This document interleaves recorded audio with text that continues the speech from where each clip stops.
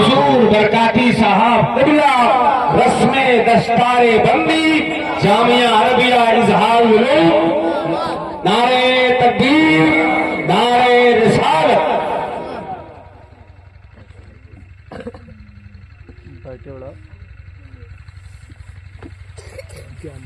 Light کا بڑا بار میں دیکھے تھے نا یہ انکل کھائیے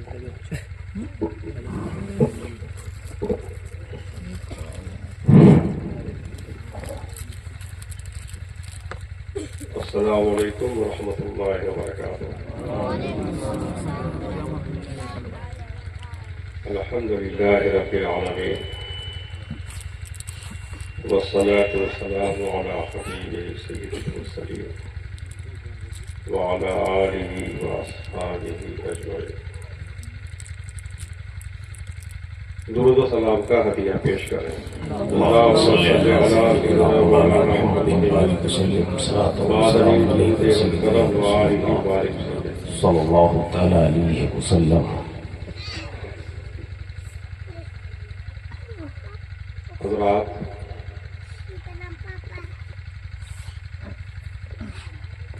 جتنے انبیاء دنیا میں آئے ہمارے حضور سے پہلے صلی اللہ علیہ وسلم علی نبینا علیہ السلام،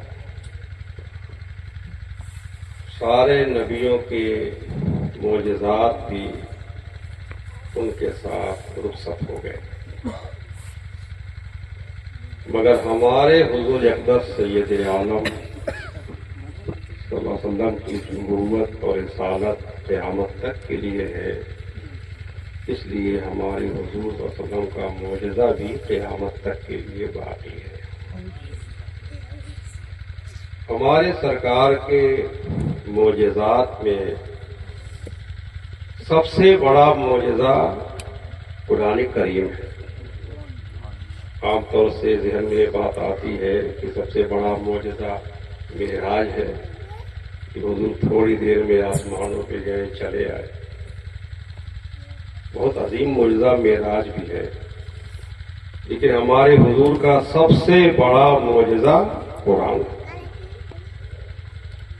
اور قرآن کی برکت سے آج تک ہمارے حضور کا معجزہ ظاہر ہوتا رہتا ہے۔ ہمارے حضور کی امت میں کوئی شخص حافظ قرآن ہو جائے وہ حضور کا ایک معجزہ ہو گیا۔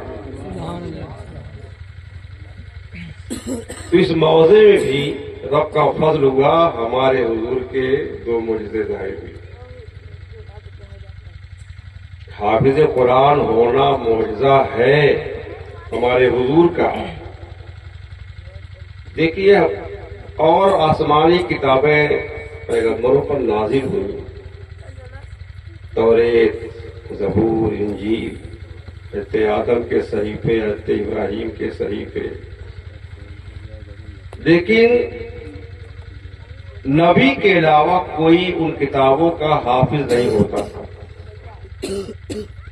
صرف نبی حافظ ہو سکتا تھا آسمانی کتاب کا، کوئی امتی آسمانی کتاب کا حافظ نہیں ہو سکتا تھا۔ اور قرآن کریم جو سب سے افضل کتاب ہے، اس کی شان یہ ہے کہ قرآن کریم کا حافظ صرف نبی نہیں، نبی کا امتی بھی ہو سکتا ہے، اور آج تک لوگ حافظ ہوتے رہے ہیں، قیامت تک ہوتے رہے ہیں۔ تو حافظ ہونا یہ نبی کا معجزہ ہے،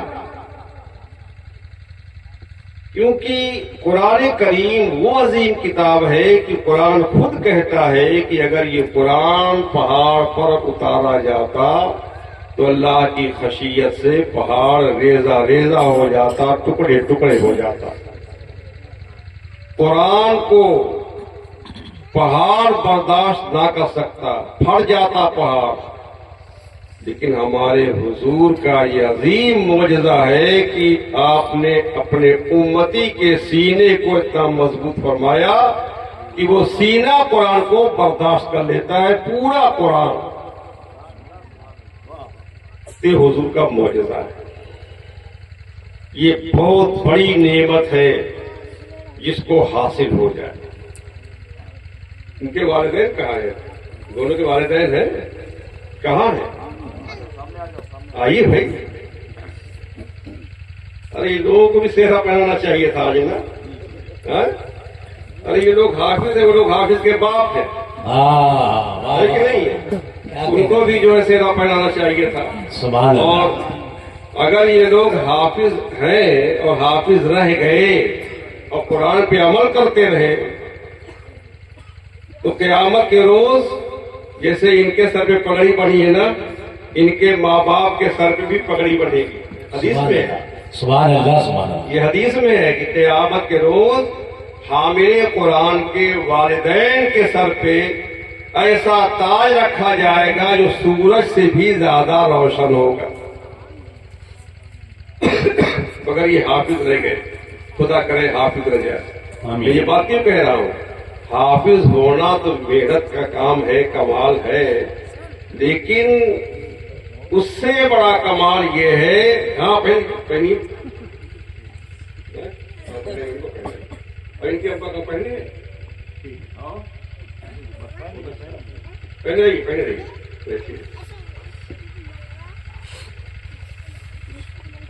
تو حافظ ہونا کمال کی بات ہے. 30 پارہ سینے میں رکھ لینا, یاد کر لینا. لیکن سب سے بڑا کمال ہے 30 پارہ سینے میں لے کر کے قبر تک پہنچ جانا. مرتے وقت تک 30 پارے سینے میں محفوظ رہیں, یہ کمال کی بات ہے. ورنہ پڑھ کر کے آدمی بھول جائے تو جتنی فضیلت تھی حافظ قرآن ہونے کی, اب اس سے زیادہ مذہبت ہوگی قرآن شریف کے بھول جانے کی. جیسے کہ آپ نے ورنہ سے سنا ہوگا, میں نے ابھی ایک حدیث کا مفہوم کو سنایا کہ قیامت کے روز حامل قرآن کے والدین کو بلایا جائے گا, ان کے سر پہ تاج رکھا جائے گا جو سورج سے زیادہ روشن ہوگا. حافظ قرآن سے کہا جائے گا تو قرآن شریف پڑھتا جا, جنت کی منزلیں طے کرتا جا, جہاں تیرا قرآن ختم ہوگا وہی تیری منزل ہے. بڑا اونچا مقام ہے. تو ایسے ہی جو حافظ ہو کر کے قرآن شریف بھول جائے اس کے لیے مذمت بھی ہے. حدیث کا مفہوم ہے کہ جو قرآن شریف یاد کر کے قرآن شریف بھول جائے, قیامت کے روز اندھا اور کوڑھی بنا کر اس کو اٹھایا جائے. اس لیے حافظ ہو جانے کے بعد بہت بڑی ذمہ داری ہو جاتی ہے کہ قرآن شریف بھولنے نہ پائے. تو بیٹوں قرآن شریف یاد کر لیا ہے, بھولنے نہ پائے. اس کی صورت یہ ہے کہ روزانہ تلاوت کرنا اور رمضان شریف میں قرآن شریف سناتے بھی رہنا. اس کی برکت ہوگی کہ کبھی بھولے گا نہیں. ورنہ حدیث میں ہے قرآن شریف اس اونٹ کی طرح ہے جس کو باندھ کر رسی میں رکھا گیا ہے. اگر رسی کھل گئی وہ اونٹ بھاگ جائے گا, پھر وہ ہاتھ نہیں لگے گا. ایسے ہی قرآن شریف عالم بالا کی چیز ہے, دنیا کی چیز نہیں ہے. حافظ قرآن یاد کر کر کے اس کو اپنے سینے میں محفوظ رکھتا ہے تو قرآن شریف پابندی سے پڑھتے رہنا, تلاوت کرتے رہنا, یہ گویا کہ اس کو باندھ کر رکھا ہے. اگر قرآن شریف پڑھنا چھوڑ دے گا تو جیسے اونٹ کھل جاتا ہے, بھاگ جاتا ہے, ایسے قرآن شریف کی سینے سے نکل جائے گا, عالم بالا میں چلا جائے گا, پھر واپس نہیں آئے گا. یہ حدیث کا مفہوم میں آپ کو سنا رہا ہوں. اس لیے قرآن شریف پڑھ لیا, اس کو یاد رکھنا بچوں. اور دوسری بات ہے قرآن شریف پر عمل کرنا ضروری ہے. قرآن شریف میں کیا ہے آدمی اس کو سمجھے, اس پر عمل بھی کرے. قرآن کے حقوق میں سے یہ بھی. ان کے ماں باپ سے میں گزارش کرتے سے کہتا ہوں, بچوں پڑھ لیا ہے یاد رکھنا, اور ابھی علم حاصل کرو, پڑھائی بند مت کر دینا. کم سے کم اتنا تو پڑھ لینا کہ نماز روزہ کے مسائل معلوم ہو جائیں, اور عالم بن جاؤ تو اچھی بات ہے. ان کے ماں باپ سے بھی کہتا ہوں کہ بچوں کو آپ عالم ہی بنائیے, جیسے حافظ بنایا ہے ویسا کر کے آپ عالم ہی بنائیے, تاکہ قرآن شریف پڑھے ہیں تو قرآن شریف سمجھیں بھی اور اس پر عمل کرنے کی کوشش کریں. قرآن شریف پڑھنا بھی ضروری ہے، قرآن شریف سمجھنا بھی ضروری ہے، قرآن شریف پر عمل کرنا ضروری ہے، قرآن شریف کی تعلیمات اور احکام کو امت تک پہنچانا بھی ضروری ہے۔ یہ چند باتیں تو ان حافظوں سے متعلق تھیں، ان کے والدین سے متعلق تھیں۔ پورے گاؤں والوں سے میری گزارش ہے کہ یہ بچے فارغ ہوئے ہیں، آپ ان کا حوصلہ بڑھائیں، ان کی عزت کریں، ان کی قدر کریں۔ ان کی قدر کریں گے ان کا اور حوصلہ بڑھے گا، اور بھی لوگ بڑے بچوں کو پڑھانے کی کوشش کریں، حافظ بنائے، عالم بنائے۔ اور اتنا عظیم پروگرام آپ لوگوں نے پہلی بار یہاں کیا ہے، تو اس کی برکت آپ کو ملنی چاہیے کہ آپ کے اندر کچھ تبدیلی آ جائے، کچھ بدلاؤ آ جائے، جیسے آپ ہیں ویسے نہ رہ جائیں۔ جو نماز نہیں پڑھتے ہیں نماز پڑھنے لگے، جو پڑھتے ہیں چھوڑتے رہتے ہیں وہ پابندی کے ساتھ نماز پڑھنے لگے، اور سماج میں جتنی برائیاں ہیں سب کو چھوڑنے کی کوشش کریں۔ جھوٹ نہ بولیں، کسی کی چغلی نہ کریں، کسی کی غیبت نہ کریں، یعنی پیٹھ کے پیچھے کسی کی برائی کرنا یہ غیبت ہے، کبھی ایسا نہ کریں۔ ورنہ جانتے ہیں ایک آدمی جب کسی کی برائی پیٹھ کے پیچھے کرتا ہے تو اس کی نیکی اس کو مل جاتی ہے، اس کا گناہ اس کو مل جاتا ہے۔ کتنا بڑا نقصان ہوتا ہے، نیکیاں برباد کر دیتا ہے جو دوسرے کی غیبت کرتا ہے۔ جہاں چار آدمی اکٹھا ہوتے ہیں تو شکایت کرتے ہیں فلاں ایسا ہے فلاں ایسا ہے، ایسا کبھی نہ کریں۔ دوسرے کی کمیاں نہ دیکھیں، اپنی کمی دیکھیں۔ قیامت میں دوسرے کے بارے میں آپ سے نہیں پوچھا جائے گا، آپ سے آپ کے بارے میں سوال کیا جائے گا۔ تو آپ اپنی کمیاں دیکھیں، دوسروں کی کمیاں نہ دیکھیں، دوسروں کی اچھائیاں دیکھیں، اپنی کمیاں دیکھیں، اپنی کمیاں چھوڑنے کی کوشش کریں۔ جھوٹ نہ بولیں، کبھی چغلی نہ لگائیں، کسی نے کسی کی شکایت کی وہ بھی اس تک نہ پہنچائیں، یہی چغلی ہے، اس سے دوری پیدا ہوتی ہے۔ اس موقع پر تو جھوٹ بولنا ثواب ہے اور سچ بولنا گناہ ہے۔ عجیب معاملہ ہے نا، جھوٹ بولنا ثواب ہو جاتا ہے کبھی اور سچ بولنا گناہ ہو جاتا ہے۔ ایک آدمی نے ایک آدمی کی برائی کی، وہ اس کی برائی کرتا ہے، ایک آدمی جا کے اسے کہتا ہے کہ تم کیوں اس کے پیچھے پڑے رہتے ہو، بہت اچھا آدمی ہے، تمہاری تعریف کرتا ہے، تم کو بہت مانتا ہے، لیکن ایسا نہیں ہے۔ اور آ کے اس سے کہہ رہا ہے کہ تم اس کے چکر پڑے رہتے ہو، وہ تو تمہاری تعریف کرتا ہے، تم کو مانتا ہے، تمہاری عزت کرتا ہے۔ جھوٹ بول رہا ہے لیکن یہ دونوں کو جوڑنے کی کوشش کر رہا ہے نا، یہ ثواب پائے گا۔ اور اس نے حقیقت میں اس کو گالی دی اور جا کے کہہ دیا تم کو گالی دے رہا ہے، یہ سچ تو ہے، صحیح بول رہا ہے لیکن گناہ کر رہا ہے، چغلی ہے نا، گناہ کر رہا ہے۔ اس موقع پر جہاں دو مسلمانوں کو توڑنے کی بات ہو تو سچ بھی گناہ ہے، اور دو مسلمانوں کو جوڑنے کی بات ہو تو جھوٹ بھی ثواب ہے۔ تو کبھی توڑنے کی کوشش نہ کریں، آپس میں جوڑنے کی کوشش کریں، مل کر کے رہیں، اتفاق اور اتحاد بنائے رکھیں، آپس میں اختلاف نہ پیدا کریں، جس سے دوری ہے دوری ختم کر دیں، آپس میں مل جائیں، بھائی بھائی کی طریقے سے رہیں۔ ہر آدمی دوسرے کی بھلائی سوچے، کوئی کسی کی برائی نہ سوچے، کسی کا نقصان نہ سوچے، کسی کو تکلیف نہ پہنچائے، کسی کو ٹھیس نہ لگائے، کسی کے دل کو نہ دکھائے، کسی کا نقصان نہ کرے۔ یہ چند باتیں ہیں، آپ یہاں سے جائیں تو یہ سب باتیں دل میں آپ محفوظ رکھ لیں، ان پر عمل کرنے کی کوشش کریں۔ باتیں ہماری تھوڑی سی ہیں، دیکھیے اگر اس پر آپ عمل کر لیں، اس معاملے کی جو ہے معاشرے کی صلاح ہو جائے گی۔ اللہ تعالیٰ ان سب باتوں پر مجھ کو، ان بچوں کو، آپ سب کو عمل کرنے کی توفیق عطا فرمائے، ان سب بچوں کو علم نافع عطا فرمائے۔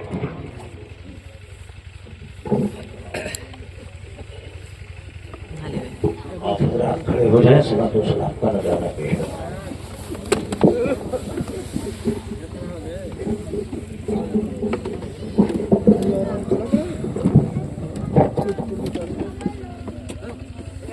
یا نبی سلام علیکہ، یا رسول سلام علیکہ، یا نبی سلام علیکہ، یا رسول سلام علیکہ، یا حبیب سلام علیکہ،